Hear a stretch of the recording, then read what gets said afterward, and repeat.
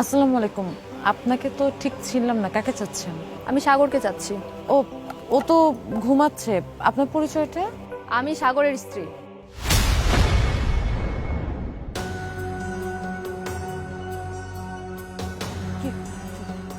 কি বলতেছেন এগুলা? আপনি ওর স্ত্রী?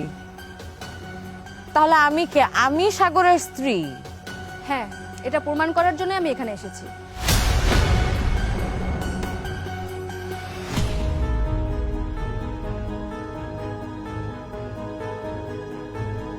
তুমি তুমি এই বাড়িতে? কেন অবাক হচ্ছ? এই মেয়ে কে? এই মেয়ে সব কি উল্টাপাল্টা কথা বলতেছে যে এই মেয়ে তোমার স্ত্রী? কি হলো, চুপ করে কেন আছো? বলো আমি কে। এবার বুঝতে পারছেন তো, তার কথা বলার কোনো শক্তি নেই। সে মাথা নিচু করে ফেলেছে। এবার তো প্রমাণ হয়েই গেল আমি তার স্ত্রী। আপনি হয়তো আমার সম্পর্কে কিছুই জানেন না, আর সে আপনাকে কিছু বলেও নি। সে কিছুদিন আগে আমাকে বিয়ে করেছে, আর বিয়ের কিছুদিন পর থেকে আমি একটা ব্যাপার লক্ষ্য করেছি। সে কিছু একটা ব্যাপার নিয়ে খুব চিন্তিত থাকে। তখন আমিও ভাবতে থাকি যে সে কি ব্যাপার নিয়ে এত চিন্তিত থাকে। কাল রাতে হঠাৎ করেই সে নামাজ পড়তে গেল পাশের রুমে। মানে আগে পরে সে কখনো নামাজ পড়েনি, হঠাৎ করে সে কেন নামাজ পড়তে গেল এটা আমার একটা সন্দেহ হয়। তারপর আমি তার পিছু পিছু যাই। যাওয়ার পরে দেখি সে নামাজ শেষে মোনাজাত করে বলছে, হে আল্লাহ, আমি অনেক বড় একটা অন্যায় করে ফেলেছি আল্লাহ।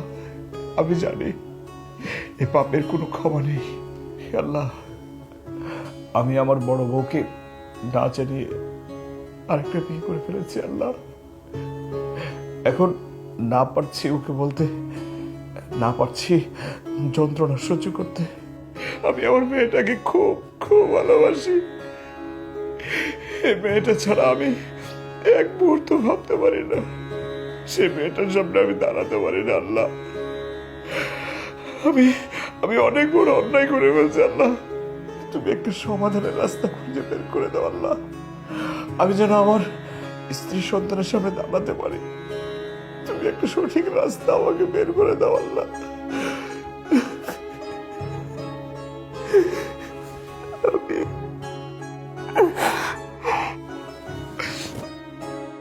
আল্লাহ আমাকে মাফ করে দাও। আমি 2টা বিয়ে করে অনেক বড় ভুল করে ফেলেছি। তারপর তো আমার জানতে কিছু বাকি থাকলো না। আমি এটা জানার পরে তার পিছু করতে করতে আমি এই পর্যন্ত চলে আসছি। তার মানে এটাই তোমার সেই পেরেশানি যার জন্য তুমি বুঝতে না, কোনো কিছু তুমি জানতে না। এই তোমার ব্যস্ততা যার জন্য আমাকে না জানায় তোমার হুটহাট কাজ পড়ে যেত। মানে তুমি ঘরে একটা বউ রেখে আরেকটা মেয়েকে বিয়ে করে রাখছো, আরেকটা সংসার করতেছো শুধুমাত্র মাঝে মধ্যে ওই মেয়ের বাসায় যাওয়ার জন্য। তোমার তোমার নিজের একটা মেয়ে আছে, এই কথাটা তুমি একবারও চিন্তা না করে আরেকটা বিয়ে করে ফেলছো। এই, আমি তোমাকে কি পরিমাণে বিশ্বাস করতাম, আমি তোমাকে ভালোবাসতাম, আমি কি করি নাই তোমার জন্য, আর তুমি এত বড় প্রতারণা করতে পারলাম আমার সাথে। তানিয়া, বিশ্বাস করো, কেমনে কেমনে যে কি হয়ে গেছে আমি বুঝতে পারি নাই। আমি বুঝি নাই। তুমি বুঝো না?